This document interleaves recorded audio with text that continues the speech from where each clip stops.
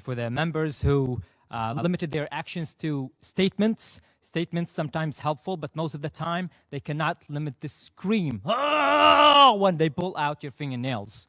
You need to take actions. And for the member states who helped the Assad regime kill its own people, like the Russians and the Chinese, the Iranians if they were here, and the disappointing statement from the Indians, I will tell you, let's assume your scenario that the Syrian regime is fighting terrorism and that you're helping the Syrian regime in fighting terrorism. Let's assume that. What regime, how could a regime be respected, fighting terrorism, respected after displacing half of its population? How could a regime stay in power when they actually have allowed the displacement of more than 14 million people? How could they be still in power when they detained me and there's proof that I was detained and tortured and my fingernails were pulled out? There is proof. Give me, I challenge you to get proof from the Assad regime showing that I did any crime. I challenge you to prove that I did any crime when I was detained as a minor, as a child. And so many people, survivors, try to tell their stories. When you tell your story, you risk your life.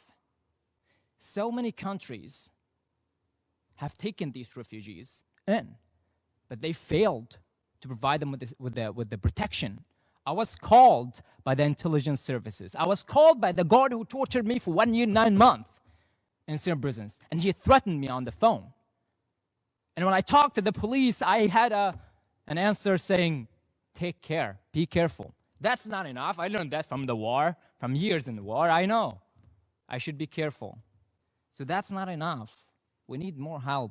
Same people have fought for so long time. It's just tiresome to see fewer and fewer helping us. So I want to encourage you to take a step.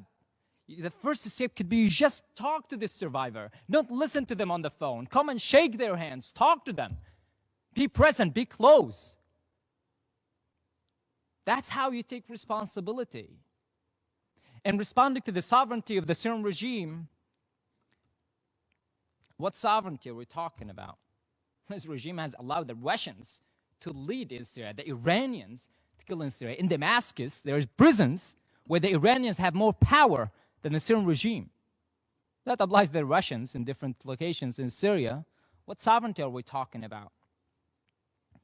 Again, I want to be grateful for the countries that gave me an opportunity to survive.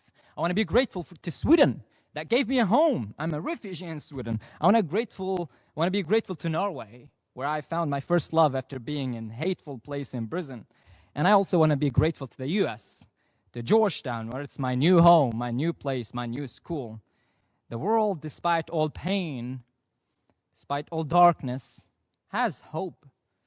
And I live for hope. I eat on this hope. I see that we have potential. If I survived 3 years of torture on a daily basis, starvation, and psychological torture every day, you can change. You can take actions. Thank you, Mr. President.